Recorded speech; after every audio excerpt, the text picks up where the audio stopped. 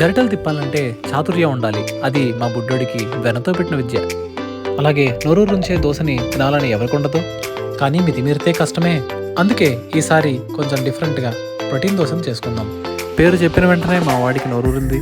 మరి ఇంకెందుకు ఆలస్యం, ముందుగా ఒక కప్పుడు మినపప్పు తీసుకోండి. మా వాడు గిన్నె మొత్తం వేద్దాం అనుకున్నాడు, కానీ మీరు అలా వేయకండి, అప్పుడు అది ఉగ్గవుతుంది. మా వాడు శబ్దధ్వనితో స్టెయిన్లెస్ స్టీల్ని వాడమని చెప్తున్నాడు.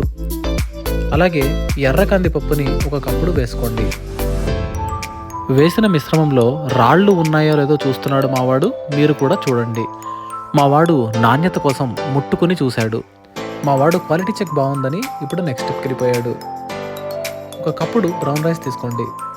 మావాడు మళ్ళీ క్వాలిటీ చెక్ రిపీట్ చేయాలని పట్టుపట్టాడు. నాణ్యత లేనిదే ఏది ఒప్పుకోడు. అమ్మయ్య, రిజల్ట్ సాటిస్ఫాక్టరీ. ఇప్పుడు ఒక 2 కప్పులు వైట్ రైస్ని తీసుకోండి. మేము సోనా మసూరి వాడాం, మీరు దొడ్డు బియ్యం వాడినా పర్వాలేదు. మా వాడు నాణ్యత చెక్లో చాలా మట్టికి గాల్లో ఎగిరేశాడు. మీరు ఇలా ఎగిరేయకండి, ఎందుకంటే బియ్యం ఉచితంగా రాదు కదా. కానీ మా వాడు పులిహార కలపాల్సిందే అన్నాడు. ఇప్పుడు ఒక కప్పుడు మామూలు కందిపప్పు తీసుకోండి.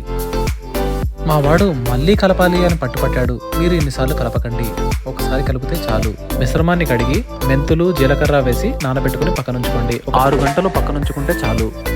మా వాడు ఇంకొంచెం వెయ్యి, ఆరోగ్యానికి మంచిదే కదా అని అన్నాడు. మీరు ఎక్కువ వేసుకోకండి, అనారోగ్యం వస్తుంది. మీ దగ్గర రుబ్బురోలు ఉంటే రుబ్బురోలు, లేకపోతే మిక్సర్ గ్రైండర్ వాడి దీన్ని నుజ్జు చేసి పడేయండి. ఈ పరికరాలు దొరకకపోతే మీ మొగుళ్ళని తలుచుకోండి, అవి ఎక్కడున్నాయో గుర్తొస్తాయి.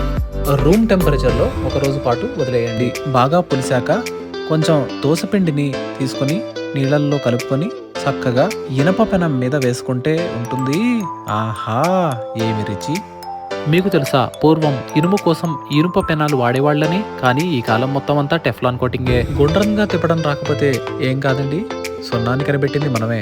పైగా ఎన్ని మార్కుల రిపోర్టుల్లో సున్నాలు చూడలేదు. అలా నలుమూలల దోశకి ఆలివ్ ఆయిల్ వేసి గరిటతో తిరిగేయండి, లేకపోతే మాడుతుంది. ఎక్కడో కాదండి, ఇక్కడే. ఇప్పుడు ఈ దోశని పల్లి పచ్చడి, టమాటా కొత్తిమీర పచ్చడితో తింటే ఉంటుంది. ఆహా, నా సామిరంగా ఒక పట్టు పట్టేద్దాం. మా బుడ్డోడైతే ప్లేట్నే తిరిగేశాడు, కానీ టేస్ట్ మాత్రం అద్భుతం అని అన్నాడు.